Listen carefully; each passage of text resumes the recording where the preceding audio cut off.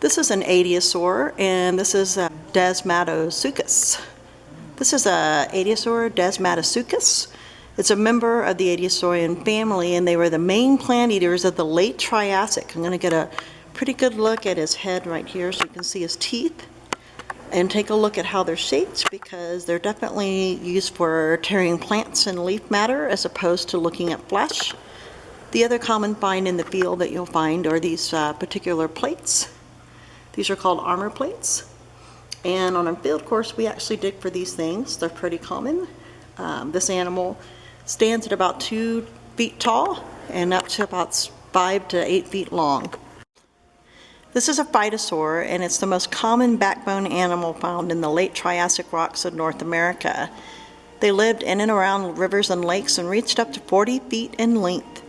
Phytosaur means plant lizard, but the shape of the teeth of these animals show that they clearly ate fish and flesh and were a predator of their time, not a plant eater per se. So they may look like crocodiles, but they have long snouts like a crocodile, pointed teeth, thick, nearly skull from struggling prey that may be trying to get away, but the difference is where their nostrils are located up on the top of their snout. So some of the similarities are the same, others are not. These are extinct animals unlike crocodiles are today. This is Postosuchus, which is a Rauisuchian. It's different from true dinosaurs in several features, mainly because of its hips and hind legs are built differently. It doesn't have the right joint that we look for right in this area right here to classify it as a dinosaurian. So interesting to take a look at the bones. Postosuchus would have been top of the food chain of his time in the late Triassic. Here's an artist's depiction on what Postosuchus might have looked like in the forest. So this particular guy, a couple of features that makes him a theropod. If you'll look at his skull here, you can see his orbital openings in his skull and his big eye sockets, his serrated teeth.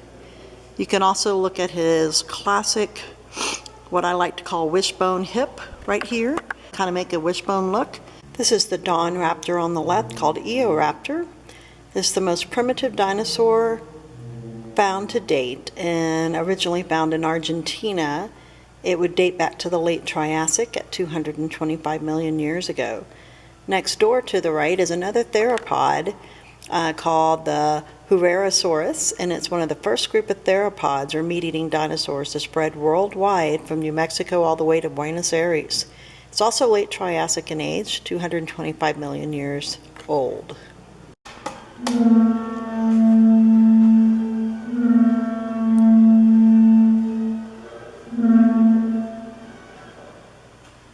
Parasaurolophus is who you're listening to right now, from the late Cretaceous, about 75 million years old.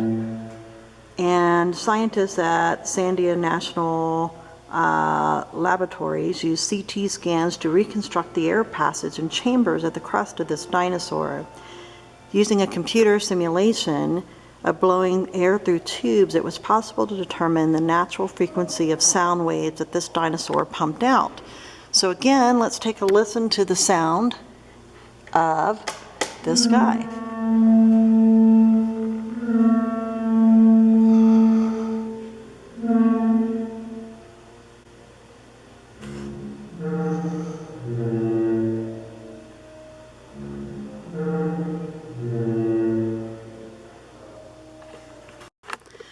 This is a Dromaeosaur, and Dromaeosaurs are related to raptors. It is a type of raptor.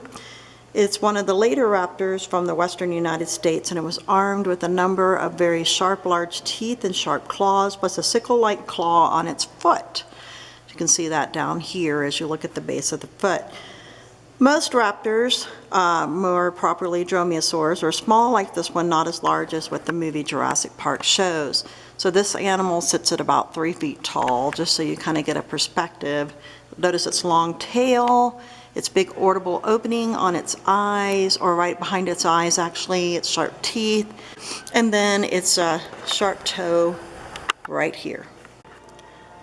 There are several different types of theories about what killed the dinosaurs, but we do know that dinosaurs abruptly leave the fossil record right about where you see this right layer in this rock. Mass extinctions have occurred in geologic past for a number of different reasons. In this case, we think several things occurred. Massive volcanic eruptions occurred at the end of the Cretaceous, changing climate that had already reduced the number of dinosaur species, and the most evidence suggests that the knockout punch for dinosaurs was a giant meteorite impact that occurred somewhere around 65 to 66 million years ago at Chicxulub.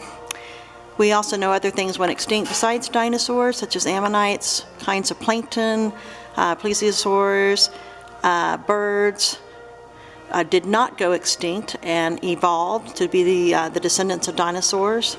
Placental mammals, known as our ancestors, crocodiles, turtles, lizards, snakes, plants, and bugs, survived.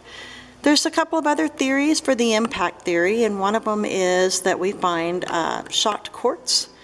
When minerals are exposed to extreme pressure, such as when they hit 40,000 miles per hour by a meteorite, there are damage creating shocked quartz, such as the piece from the KT boundary layer. This evidence suggests that the layer is a fallout from a single large meteorite impact. Another type of impact that we have, or proof, is tektite glass. Tektites are glassy objects that probably have an extraterrestrial origin. We find them all over the world, but these are exactly what they look like right here. They come in a lot of different types of stuff in terms of varieties. But the most compelling thing is right here, which is the white line you see, and that is iridium. The layer indicated by the yellow arrow is the KT boundary. This specimen from the southeastern Colorado region contains large amounts of the element iridium, which is very well on Earth, but found in meteorites across the world. So this iridium layer right here is very much a tombstone layer for the dinosaurs known as non-avian dinosaurs. One last look at the iridium layer.